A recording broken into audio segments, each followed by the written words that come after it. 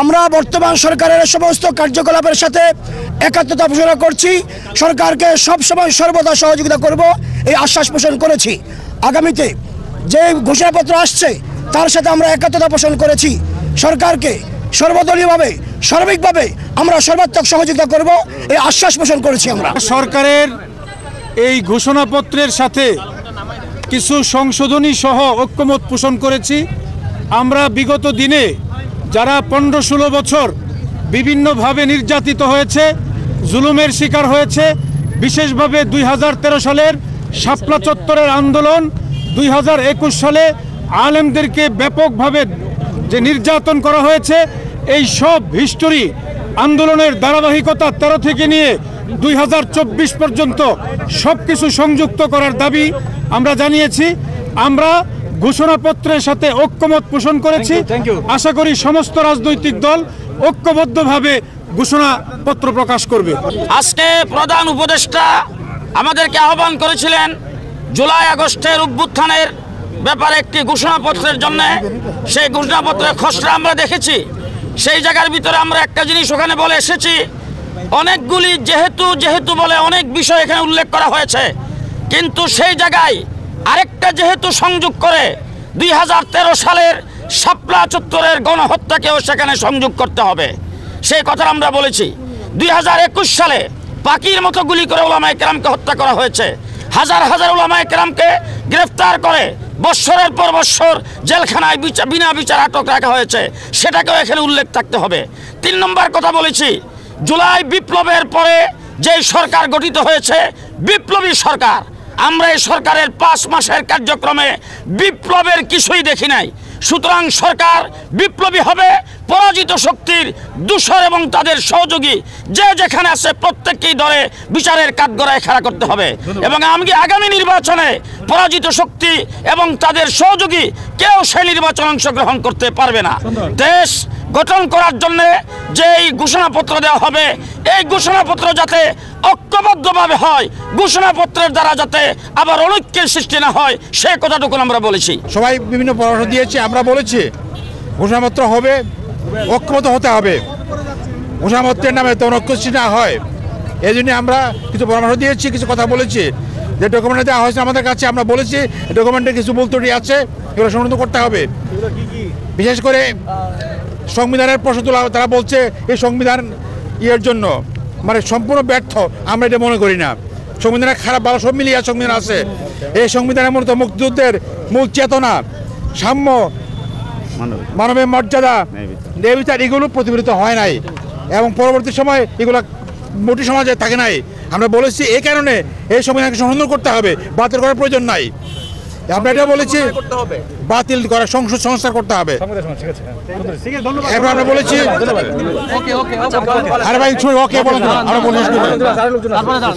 এরপর আমরা বলেছি যে এই সংবিধানে এই ঘোষণাপত্রে আলেমুলামাদের ভূমিকা, শাপলা চত্বর বিডিআর হত্যা, এই বিষয়ে কোনো আলোচনা আসে নাই। আমরা যেটা উল্লেখ করতে হবে, সাথে আমরা এটাও বলেছি যে এই ঘোষণাপত্র ঐক্যবদ্ধ হওয়া প্রয়োজন, যাতে করে এই ঘোষণাপত্র করতে গিয়ে অনৈক্য তৈরি না হয়। বিশেষ করে এই ঘোষণাপত্রে এমন কিছু লেখা না হয় যাতে করে এখন বর্তমানে যে দল যারা আছে, যারা এই ফেসিবাদের বিরুদ্ধে সংগ্রাম করেছে, তাদেরকে আঘাত না লাগে, এটা আমরা বলেছি। এই সমস্ত কথা বলে আমরা বলেছি আমরা নীতিগতভাবে ঘোষণা করতে পারার প্রয়োজন মনে করি। তবে ঘোষণাপত্র ঐক্যবদ্ধভাবে প্রয়োজনীয় কমিটি করে এটা করা উচিত, যাতে করে সবাই একমত হতে পারে, একে হয়তো ঐক্য তৈরি হয়, অনৈক্য তৈরি না হয়। জুলাই অভ্যুত্থানের উপরে একটা জুলাই ডিক্লারেশন বা জুলাই ঘোষণাপত্র রচনা করার জন্য বাংলাদেশ সরকারের পক্ষ থেকে রাজনৈতিক দলসমূহকে একটা মত বিনিময়ের জন্য সর্বদলীয় বৈঠক আজকে আহ্বান করা হয়েছিল। বাংলাদেশ জামায়াতে ইসলামী পক্ষ থেকে আমরা আজকে এই সর্বদলীয় বৈঠকে যোগদান করেছিলাম। আমরা 4 সদস্যের প্রতিনিধি এখানে অংশ নিয়েছি। আমাদের সঙ্গে উপস্থিত ছিলেন জামায়াতে ইসলামী সহকারী সেক্রেটারি জেনারেল এবং সাবেক সংসদ সদস্য হামিদুর রহমান আজাদ, আরেকজন সহকারী secretary general advocate Moazzem Hossain Helal, আরেকজন সহকারী সেক্রেটারি জেনারেল এহসানুল মাহবুব জুবায়ের। আমরা আজকের এই সর্বদলীয় বৈঠকে আমরা আমাদের মতামত পেশ করেছি। বৈঠকের উদ্দেশ্য ছিল সরকারের পক্ষ থেকে প্রধান উপদেষ্টা ডক্টর প্রফেসর ইউনূস সকলকে স্বাগত জানিয়েছেন এবং এই ঘোষণাপত্রের ঐক্যমত হয়ে জাতীয় ঐক্যের চেতনাকে দৃঢ় রাখার প্রয়োজনে এই ঘোষণাপত্রের ব্যাপারে জাতীয় নেতৃবৃন্দের মতামত আহ্বান করেছিলেন। সেখানে উপস্থিত রাজনৈতিক দল এবং ব্যক্তিত্বের পক্ষ থেকে তারা সুচিন্তিত মতামত পেশ করেছেন, আমরাও আমাদের মতামত পেশ করেছি। যদি আমরা মোটা দাগে কনসাইজ করে আজকের বৈঠক সম্পর্কে বলতে চাই, তাহলে প্রথম কথা হলো যে উপস্থিত সকল রাজনৈতিক দল জুলাই অভ্যুত্থানের চেতনা এবং এই জাতীয় ঐক্য ধারণ করে স্বাধীনতার পূর্বাপর এবং জুলাই অভ্যুত্থান পরবর্তী রাজনীতির গতিধারাকে একটা ঐক্যের পথে পরিচালিত করার স্বার্থে বস্তুনিষ্ঠ সত্য তুলে ধরে ধারণ করে একটা জুলাই অভ্যুত্থানের ঘোষণাপত্র প্রণয়ন করা হোক, এ ব্যাপারে সকল দল আমরা একমত হয়েছি। এটা হলো প্রথম কথা। দ্বিতীয় হচ্ছে, এই ঘোষণাপত্র চূড়ান্ত করার জন্য 2 দিন আগ থেকে সরকারের পক্ষ থেকে তাদের প্রতিনিধিরা রাজনৈতিক দলের কাছে যে ঘোষণাপত্রের খসড়া পেশ করেছিলেন, সেই খসড়াগুলো সবাই সময় মতো পায়নি। যারা পেয়েছেন তারা একেবারে অল্প সময় হাতে করে পেয়েছেন, দলীয় ফোরামে আলোচনা করার সুযোগ পাননি। সেজন্য সুনির্দিষ্টভাবে ঘোষণাপত্রের সেই খসড়ার উপরে একেবারে সাবজেক্ট টু সাবজেক্ট আলোচনা করার পরিবেশ এবং সুযোগ আজকে ছিল না। সংস্কার এবং ঘোষণাপত্র ইত্যাদি বিষয়ে টোটাল কাঠামোগত ব্যাপারে, তার থিমের ব্যাপারে, দর্শনগত ব্যাপারে এর হোমওয়ার্ক কীভাবে হওয়া উচিত, কেন এটার প্রয়োজন হলো, এই সমস্ত সামগ্রিক কিছু আলোচনায় রাজনৈতিক নেতৃবৃন্দ অংশগ্রহণ করেছে। আমরা পরামর্শ দিয়েছি যে সরকারের এমন একটা মূল্যবান দলিল তৈরির পেছনে কোনো অস্থিরতা, কোনো অসঙ্গতি, কোনো সমন্বয়হীনতার প্রয়োজন নেই। ধীর স্থিরভাবে আমাদের এই ঘোষণাপত্র প্রণয়নের জন্য প্রত্যেকটি রাজনৈতিক দলের সঙ্গে সরকারের এক্সচেঞ্জ অফ ভিউজ হওয়া দরকার, মত বিনিময় হওয়া দরকার। এবং অনেক মৌলিক জিনিস এই কাঠামোর মধ্য থেকে বাদ পড়েছে। বাংলাদেশে ইসলামী শক্তি একটি বিশাল ইসলামী শক্তি। এই ফ্যাসিবাদ বিরোধী আন্দোলনে তাদের যে অসাধারণ ত্যাগ, বহু মানুষকে শহীদ করা হয়েছে, নিরীহ নিরপরাধ নেতৃবৃন্দকে ফাঁসিতে ঝুলিয়ে হত্যা করা হয়েছে, গুম করা হয়েছে, ক্রস ফায়ারে নেওয়া হয়েছে। এই সত্য ইতিহাসগুলো ঘোষণাপত্রের কাঠামোর মধ্যে স্থান পায়নি। আমরা আয়নাঘরে গুম করা হয়েছে এবং অনেক মৌলিক জিনিস এই ইতিহাস থেকে যেন বাদ না পড়ে যায়, সে ব্যাপারে আমরা সরকারের দৃষ্টিতে আমরা এনেছি অনেক কথা। এবং আমরা বলেছি যে একটা প্রসেস, একটা প্রক্রিয়া এমন হওয়া দরকার যেন রাজনৈতিক দল এবং সকল স্টেক হোল্ডার এখানে মতামত দিতে পারেন। সরকারের পক্ষ থেকে একজন মাননীয় উপদেষ্টা দায়িত্ব নিয়ে এটা বলেছেন যে আপনাদের সকলের কথা আমরা ধৈর্যের সাথে শুনেছি এবং আজকের এই আলোচনাটা একটা প্রাথমিক আলোচনা হলো এবং খবর পাওয়া, ঘোষণাপত্রের কপি পাওয়া, মিটিংয়ে উপস্থিত হওয়া ইত্যাদি বিষয়ে যে কিছু অসংলগ্নতা এবং কিছু যে ব্যতিক্রম, কিছু ভুল ত্রুটি, কিছু গ্যাপ হয়েছে, এটা ওখানে অনেকেই তুলে ধরেছেন। সরকারের পক্ষ থেকে মাননীয় একজন উপদেষ্টা এটা স্বীকার করেছেন যে সময়ের সীমাবদ্ধতার কারণে, আমাদের অনেকটা তাড়াহুড়োর কারণে আমাদের কিছু গ্যাপ হয়েছে। তো আজকে এই বৈঠকটা প্রাথমিক বৈঠক। আজকে আপনারা যে মূল্যবান মতামত দিলেন, এটাকে কনসাইজ করে আমরা আবার আপনাদের সেকেন্ড ফেজে আপনাদের সঙ্গে মত বিনিময়ের জন্য আপনাদেরকে আমরা আহ্বান করব। তখন সকলের মতামতের ভিত্তিতে জাতীয় ঐক্য যেন বিনষ্ট না হয়, এত রক্তের বিনিময়ে অর্জিত আমাদের এই নতুন বাংলাদেশ, এই নতুন স্বাধীনতার যে রাজনৈতিক চেতনা, যে ঐক্য, এটা যেন আমরা ধরে রাখতে পারি, ঘোষণাপত্রটা তার মধ্যে যেন প্রতিফলন ঘটে। এইভাবেই দ্বিতীয় ফেজে আবার সরকারের পক্ষ থেকে রাজনৈতিক দলগুলোর সঙ্গে মত বিনিময় করা হবে এবং ঘোষণাপত্র একটা প্রস্তুত করা হবে ইনশাআল্লাহ। এবং আমরা আশা করি সেই আহ্বান পেলে জামাত ইসলামী অন্তর্বর্তীকালীন এই সরকারকে নতুন বাংলাদেশ নির্মাণে যেভাবে সহযোগিতা করে যাচ্ছে, এমন আহ্বান পেলে জামাত ইসলামী সরকারের এই কাজেও সহযোগিতা করতে প্রস্তুত আছে। প্রধান উপদেষ্টা এবং উপদেষ্টা মণ্ডলীর সঙ্গে রাজনৈতিক দলের নেতৃবৃন্দের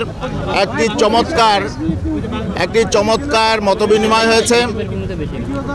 আজকে এখানে আমরা যারা ফেসিবাদ বিরোধী আন্দোলনে যেসব রাজনৈতিক দলগুলো রাজপথে ভূমিকা রেখেছে তারা ছিল এবং ছাত্রদের প্রতিনিধি ছিল, সবাইকে নিয়ে আজকে প্রধান উপদেষ্টা তিনি চমৎকারভাবে একটি বিষয় উপস্থাপন করেছেন।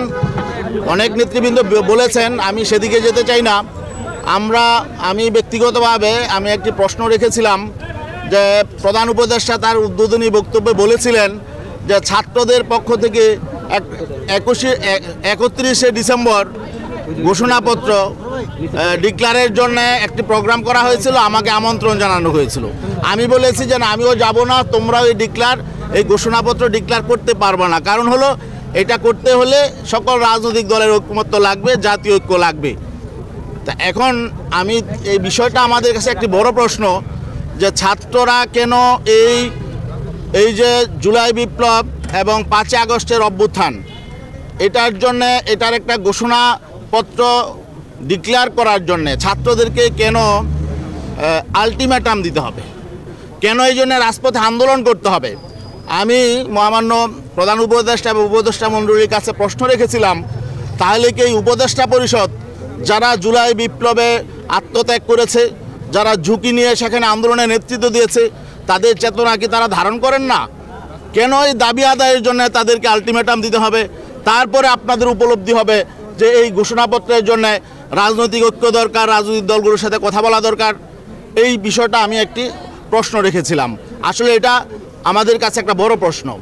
আরেকটা বিষয়, উনি উদ্বোধনী বক্তব্য বলেছিলেন প্রধান উপদেষ্টা, যে আমি আপনাদেরকে পাশে পেলে শক্তি অনুভব করি, কিন্তু মাঝে মধ্যে আমি আবার একা হয়ে যাই, আমার মধ্যে আমি একাকিত্ব অনুভব করি।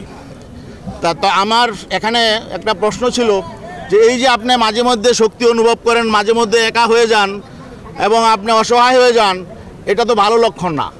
আপনি কেন একা হয়ে যান, কেন আপনি অসহায় অনুভব করেন, এই বিষয়টা গভীরভাবে আপনাদেরকে বুঝতে হবে, উপলব্ধি করতে হবে। রাজনৈতিক দলগুলোর সাথে আপনাদের কেন দূরত্ব তৈরি হচ্ছে, কেন রাজনৈতিক দলগুলোর সাথে সেভাবে সমন্বয় হচ্ছে না? কারণ আমরা তো ফেসিবাদ বিরোধী সকল রাজনৈতিক দল, সকল রাজনৈতিক শক্তি, বাংলাদেশের সকল মানুষ আপনাদেরকে গ্রহণ করেছি, আপনাদেরকে সহযোগিতা করব, এই জন্য আমরা কমিটমেন্ট দিয়েছি। তারপরেও আপনাদের তো একা অনুভব করার কোনো কারণ নেই। তাহলে নিশ্চয়ই এখানে কোনো দূরত্ব আছে।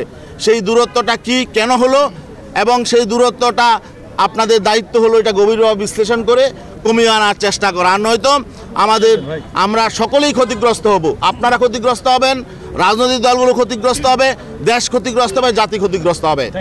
আর ঘোষণাপত্রের ব্যাপারে আমাদের যে কথা ছিল যে আসলে আমাদের বিভিন্ন দল বিভিন্ন মত থাকবেই। একটা ঘোষণাপত্র লিখতে হলে কিছু মৌলিক জায়গায় আমাদের এক হতে হবে। মৌলিক জায়গাটা কি? যেই আকাঙ্ক্ষা নিয়ে, যেই লক্ষ্য নিয়ে জুলাই বিপ্লবে এদেশের ছাত্র তরুণ সমাজ জীবন দিয়েছে, সেই আকাঙ্ক্ষার যথাযথ প্রতিফলন যদি থাকে, সেই মৌলিক বিষয়ে আমাদেরকে এক হতে হবে। তাছাড়া এখানে বিভিন্ন প্রসঙ্গ নিয়ে আসলে এখানে বিভিন্ন দলের বিভিন্ন মত থাকতেই পারে, বিভিন্ন শ্রেণীগোষ্ঠীর বিভিন্ন মত থাকতে পারে। এই জন্য আমরা বলেছি যে এখানে জুলাই বিপ্লবের চেতনা কী ছিল? একটি বৈষম্যহীন একটি বাংলাদেশ, যেখানে সকল নাগরিক তাদের অধিকার ফিরে পাবে, সুশাসন প্রতিষ্ঠা হবে, দুর্নীতিমুক্ত এবং পেশিশক্তিমুক্ত একটি সমাজ প্রতিষ্ঠা হবে, একটি সুষ্ঠু নির্বাচন হবে, টেকসই নির্বাচন হবে।